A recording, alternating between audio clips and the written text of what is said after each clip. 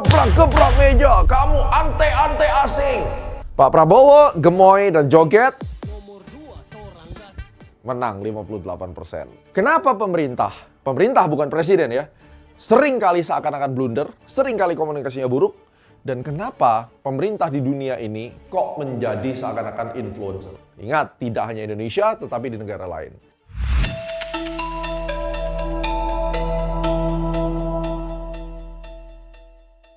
Anda familiar nggak sama ini? Sama?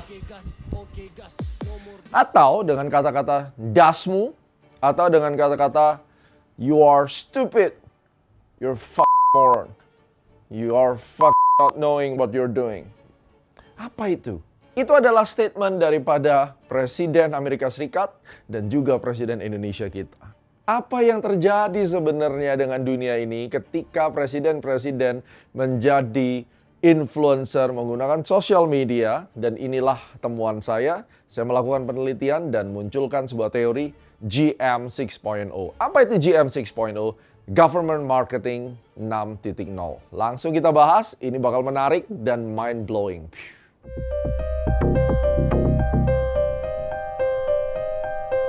Langsung kita bahas konsep Government Marketing 6.0 ketika Presiden jadi content creator. Ini merupakan penelitian saya dan mudah-mudahan nanti jurnalnya kalian bisa nikmati. Oke? Nah, kita akan lihat di sini. Apa yang sedang terjadi? Terjadi pergeseran yang tidak bisa diabaikan. Kita ambil contoh Donald Trump, Milei, dan Prabowo. Donald Trump, bully dan meme menang 2 kali. Milei pakai gergaji dan chaos akhirnya jadi presiden. Pak Prabowo, gemoy dan joget, menang 58%. Wow. Jadi ini apakah gaya personal atau ada pola sistemik yang bisa dijelaskan secara teori? Ini asik kan dibahas? Yuk kita lihat. Nah, ini dia. Kita lihat Trump dancing, dia pakai Twitternya, ya, bikin ulah komentar yang enggak, pokoknya dia jadi influencer lah. Udah nggak ada bedanya antara Donald Trump ini dengan influencer. Jogetnya yang begini-begini nih. Aneh banget jogetnya kan. Jelek banget jogetnya, tapi menang gitu. Bingung saya. Nah, Milei di satu sisi pakai gergaji tuh. Aneh banget kan. Ini calon presiden kayak model gini, tapi menang. Yang satu lagi joget gemoy, ini yang paling terkenal ya. Tuh. Nah, kalau Anda lihat, sadar nggak bahwa ini sebuah perubahan shifted paradigm yang ada di dunia, ya. Jadi kesannya adalah jangan Anda cuma ngelihat kayak, oh gimana sih jadi presiden kok kampungan begitu? Tidak hanya di Indonesia. Apa yang sedang terjadi? Mari kita lihat, ini yang saya bedah ya. Jadi mulai dari government marketing 1.0, itu tentang authority, militer dan agama. 2.0 mereka menggunakan broadcast ya. Kalau 1.0 itu dari pre sampai 1900 gitu ya, dari zaman adanya pemerintahan. Terus kemudian 2.0 itu 1920 sampai 1960. Broadcast itu menggunakan radio dan pidato. Zaman dulu orang semua dengarkan radio waktu Bung Karno memberikan motivasi kepada masyarakat ya. Kemudian 3.0 itu berbicara tentang image. Ketika ada TV dan Citra itu tahun 60 90, TVRI itu juga digunakan oleh Pak Harto. Kemudian mulai masuk 4.0 mulai dari tahun 95 sampai 2010 ya. Itu website dan data. Mereka menggunakan website, menggunakan data-data, tampilan-tampilan, internet itu mulai dipakai. Kemudian 5.0 tahun 2008 sampai 2018 mulai itu dengan menggunakan sosial media, dialog 2 arah. Ya, pemerintah juga ada akun sosial medianya. Nah, ini yang 6.0 yang saya mulai gambarkan, yang saya mulai teliti, ini tentang spectacle. Jadi tidak hanya sosial media, tapi mencari virality untuk mendapatkan legitimasi.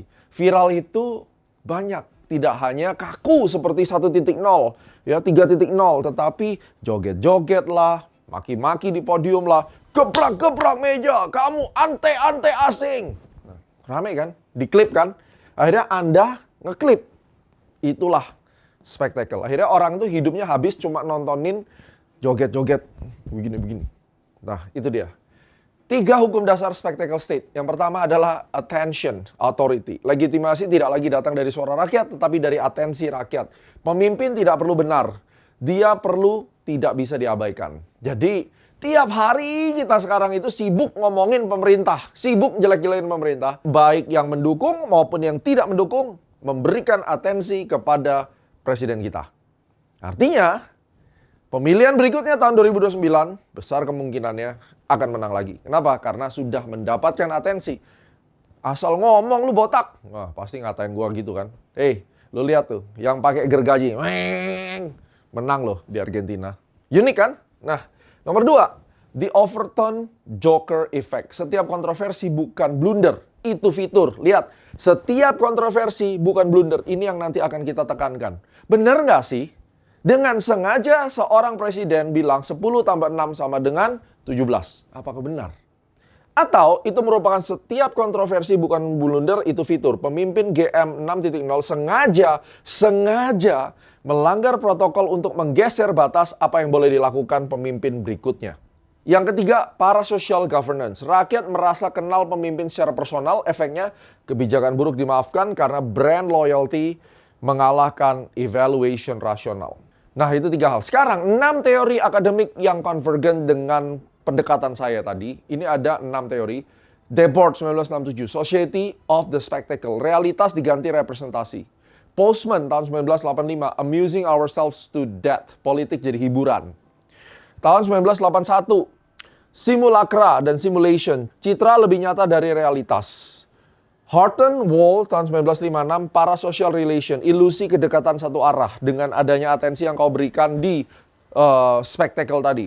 Goffman tahun 59, Presentation of Self, hidup sebagai drama panggung. Itu yang kita akhirnya lagu, hidup hanyalah sandiwara ya.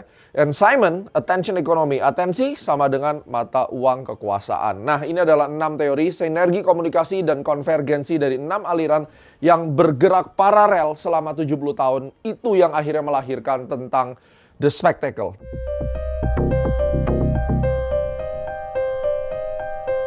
Nah, sekarang mari kita lihat kasus dari Prabowo Subianto. Dari jenderal keras ke presiden gemoy. Kok bisa? Sedangkan kalau kita lihat Pak Luhut sama-sama jenderal, tetap keras sampai akhir. Hanya Pak Presiden ini nih yang lucu nih. 2014 sampai 2019 beralih dari 2.0 ke 3.0. Militer nasionalis, baju safari, pidato menggelegar, retorika perjuangan. Aslinya beliau begitu, ya. Menggebu-gebu, sangat termotivasi, sangat temperamen. Karena beliau adalah komandan, ya kan? Tapi tahun 2024 berubah menjadi 6.0. Tiba-tiba muncul icon gemoy. By design. Masuk ke TikTok, joget. Gimana jogetnya? Gini kan? Nah, mungkin jogetnya juga didesain. Kenapa? Sengaja bikin joget yang aneh banget. Trump begini. Oke? Dikerjakan tim, tapi bukan dirinya Pak Prabowo yang asli. Setelah menjadi presiden terpilih, beliau kembali revert ke komando. Impulsif, yang katanya anti kritik, reshuffle 2 kali dalam 9 hari, dan DNA aslinya muncul. Nah, ini yang terjadi sama presiden kita. Ini yang kita bahas. Ini apa yang sebenarnya terjadi di sini. Nah, kita ada peta paradoks. Kampanye versus kenyataan. Ada gap yang terbuka. Di tahun 2024, government marketing 6.0 itu by design.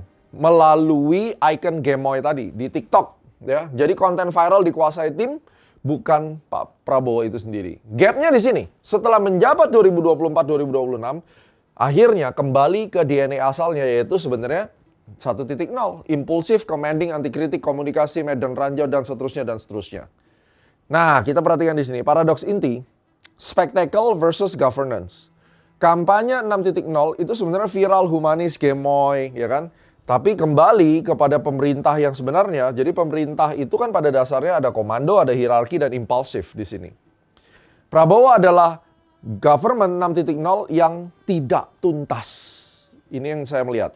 Layer kampanye berhasil memenangkan elektoral, akhirnya terpilih, tapi tidak diinternalisasi sebagai model governance. Setelah kamera mati, kembali kepada 1.0.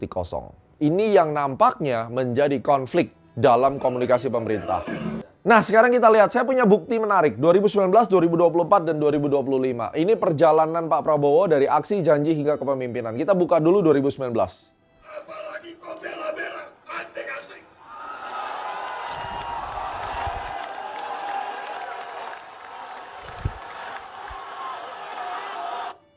Oke, kelihatan ya? Jadi ini 1.0, menggebu-gebu, agresif. Setelah itu kampanye langsung berubah seperti ini. Ya kan?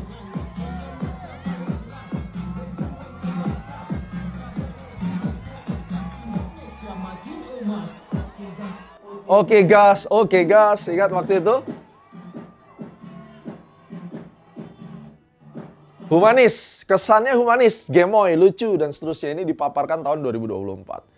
2025, kembali seperti 1.0, kita lihat. Kebijakan yang kita keluarkan adalah kebijakan yang semata-mata untuk kepentingan bangsa dan rakyat Indonesia. Tidak ada kepentingan lain, tidak ada orientasi lain, dan karena itu untuk kepentingan bangsa, kepentingan negara, kepentingan rakyat, kita tidak ragu-ragu, kita akan laksanakan. Ini adalah jenderal yang tegas. Jadi, kita lihat transisinya. Kenapa saya bilang adalah government 6.0 yang tidak selesai.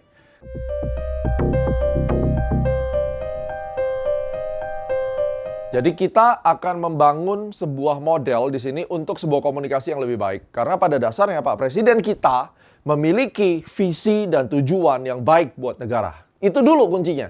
Tetapi ini untuk menjawab pertanyaan Anda, kenapa pemerintah bukan presiden ya, sering kali seakan-akan blunder, sering kali komunikasinya buruk, dan kenapa pemerintah di dunia ini kok menjadi seakan-akan influencer? Ingat, tidak hanya Indonesia, tetapi di negara lain. Untuk Indonesia, diagnosisnya adalah spectacle hangover. Berhasil masuk 6.0 saat kampanye, gagal mempertahankan saat memerintah.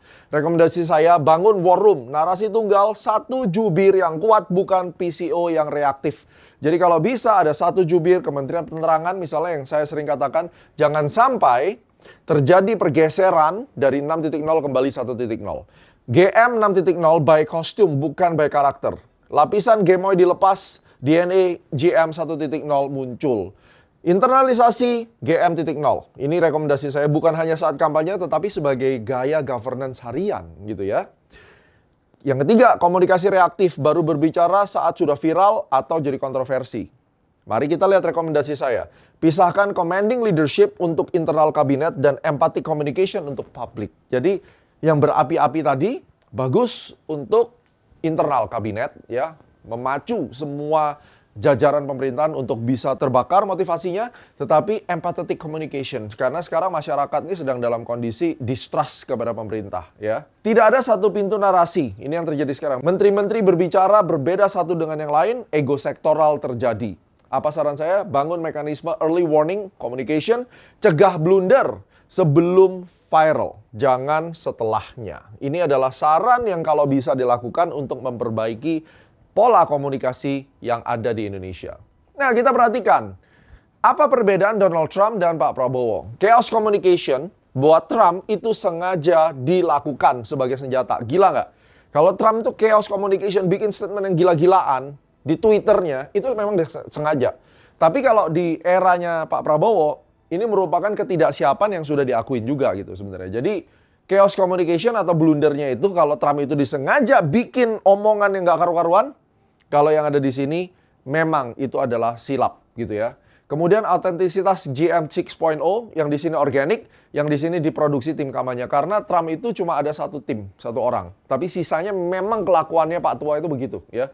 Efek kontroversi di Trump malah dia mendapatkan loyalis. Sedangkan di eranya Pak Prabowo kredibilitasnya melemah dan asing menganggap ini presiden yang asal bicara, jeopardize demokrasi, terus kemudian bahkan sampai sekarang udah muncul. Pada saat Pak Presiden berpidato, maka market akan merah. Gitu kan? Dan itu melemahkan kredibilitas. Konsistensi karakter, kalau Trump itu stabil 10 tahun, Pak Prabowo berubah per fase politik. GM layer aktif, ya, government 6.0 genuine, yang sekarang adalah sebenarnya yang dilakukan di Indonesia adalah GM 1.0 berpakaian 6.0. Jadi cuma kamuflase saja. Keduanya seakan-akan asal bicara, tetapi Donald Trump asal-asalannya itu memang bermaksud tertentu, fungsional. Sedangkan Pak Prabowo yang dianggap asal-asalan itu ternyata malah jadi dysfunctional. Ini yang harus diperhatikan. Nah, mari kita lihat bukti kata-kata saya bahwa yang melakukan hal ini tidak hanya presiden kita. Tetapi saya langsung bikin paralelisme ketika sedang bercanda bagaimana Pak Prabowo bercanda dan Trump bercanda. Ketika serius mereka berdua gimana? Apakah presiden kita itu lebih parah atau lebih mending lah ya gitu? Mari kita perhatikan. Kita lihat Pak Prabowo dulu ya.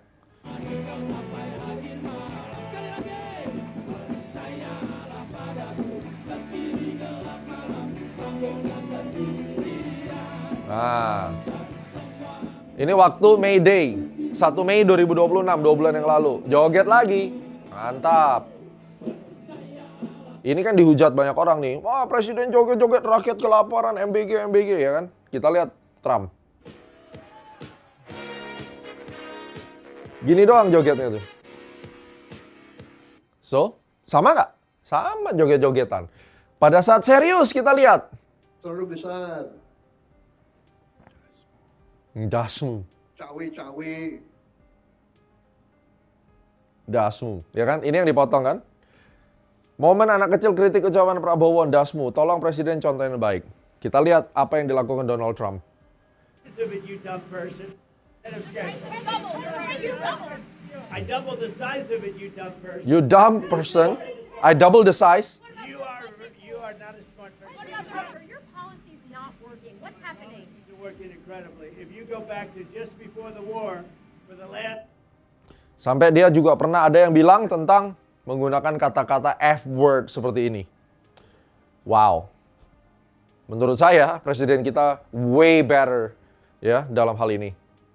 Nah, sekarang kita masuk chaos by design untuk studinya Trump.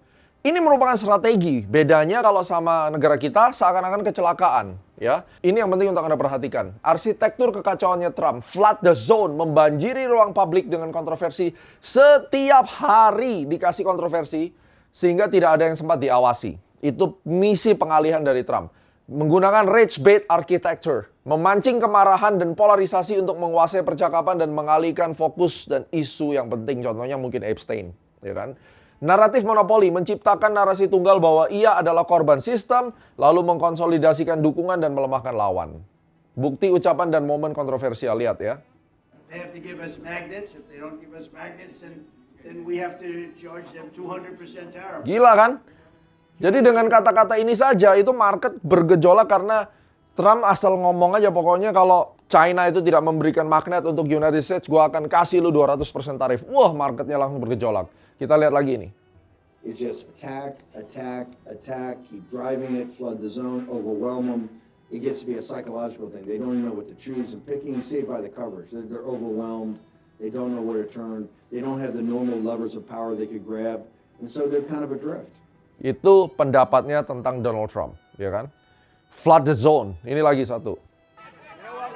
We basically have two countries that have been fighting so long and so hard that they don't know what the doing. Tuh. Dia ngata-katain Iran sama Israel, they don't know what they're doing, ya kan? Jadi inilah kenyataannya kalau kita lihat sengaja dikondisikan seperti itu. Nah, di sisi yang lain kita juga lihat ternyata Zelensky waktu dia berantem sama Putin itu juga menggunakan hal yang sama. Zelensky menggunakan 6.0 natif ya, natural. Putin itu tetap di 1.0 dan dia kalah. Dia selfie di Kiev waktu itu, ya saat invasi. Saya di sini, saya nggak kabur. Dia mencari simpati publik, menjadi influencer, ngevlog presidennya. Bayangin nggak? Nih ya, kita lihat. Зараз в мережі дуже багато з'явилось фейкової інформації, що, немов я закликаю складати зброю. Gila ya.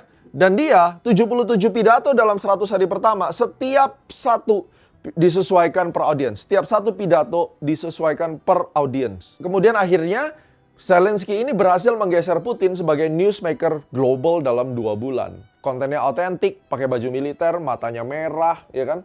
Suara terbata-bata. Justru sebenarnya itu memperkuat trust. Sedangkan Pak Tua ini gayanya kita lihat kaku banget. Meja konferensinya 6 meter panjangnya. Pidato di podium kaku. Kehilangan information war dalam minggu pertama invasi. Tidak ada adaptasi digital. Nggak main TikTok. Nggak bisa dijangkau. Siapa yang menang akhirnya? 6.0 menang. Nah, kita perhatikan. Hipotesis provokatif unsur intelijen dalam GM 6.0. Pertanyaannya, blunder-blunder ini disengaja atau lalai? Ini yang kita harus perhatikan. Awalnya Trump itu lalai, nggak sengaja. Tetapi timnya menangkap kelalaian itu justru jadi kekuatan. Akhirnya menjadi strategi chaos. Trump 2.0 itu adalah berubahnya dia dari yang awalnya blunder menjadi sengaja dan sengaja memberikan efek chaos, flood the zone. 5 times Donald Trump brush off career ending blunders ya. Flood the zone by design, setiap kontroversi adalah operation kognitif untuk mendominasi news cycle dan menguras atensi oposisi. Jadi FYP terus mukanya Trump. Untuk Zelensky, transparansi berani. Tidak direncanakan, tapi efek positif. Jadi dia benar-benar selfie di Kiev itu membuat dia mendapatkan atensi yang luar biasa. Sedangkan, kalau kita melihat ada operasi intelijen, hipotesis di sini, bahwa ini semua adalah sengaja, termasuk beberapa opini mengatakan yang dilakukan oleh Pak Prabowo itu adalah strategi intelijen Kopassus. Di mana mereka mencoba membuat sebuah statement yang memprovokasi, maka keluar semua yang dipancing, akhirnya dia bisa membedakan yang mana pro, yang mana yang tidak pro, berapa kekuatan lawan. Itu yang disinyalir dilakukan di era pemerintahan Pak Prabowo.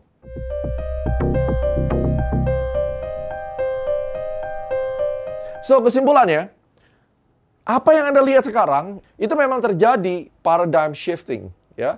Jadi, GM 6.0 ini bukan gaya, tapi ini struktur. Ini bukan tentang pemimpin yang santai. Ini sistem legitimasi baru di mana atensi menggantikan otoritas tradisional. Dan itu mengubah cara demokrasi bekerja. GM 6.0 bisa diimpor, tapi tidak bisa dipalsukan selamanya. Sehingga ini menjadi saran buat Pak Prabowo. Mari tentukan authenticity, kalau memang mau pakai Gemoy, do it. Empathetic performance ke publik itu akan lebih baik ya. Dan kita bisa lihat governance jangka panjang membutuhkan internalisasi bukan kostum. Jadi mari kita bisa dengan seluruh tim daripada pemerintah untuk menentukan what is the native style of Indonesian government. Kritik tanpa arah itu gosip, kritik dengan rekomendasi itu kontribusi. Kita bisa dan harus bisa mengkritisi pemimpin, tapi kritik yang baik datang dengan diagnosis yang jelas dan solusi yang konkret. Kritik dan hinaan dan hujatan itu dua hal yang berbeda. Di Indonesia orang gagal paham, dianggap hujatan dan hinaan adalah kritik. Dan itu sama sekali tidak akan membangun. Karena sekali lagi guys, ini adalah negara Indonesia. Anda mau benci pemerintah, Anda mau dukung pemerintah, kita satu kapal. Kalau Indonesia tenggelam, Anda dan saya sama-sama hancur. Jangan mau dipolarisasi, sekarang Anda sudah tahu apa yang terjadi di era government marketing 6.0. Semoga penelitian saya ini bisa membuka gambaran baru, idea baru, yang fresh tentang apa yang terjadi di gaya presiden negara-negara besar di dunia.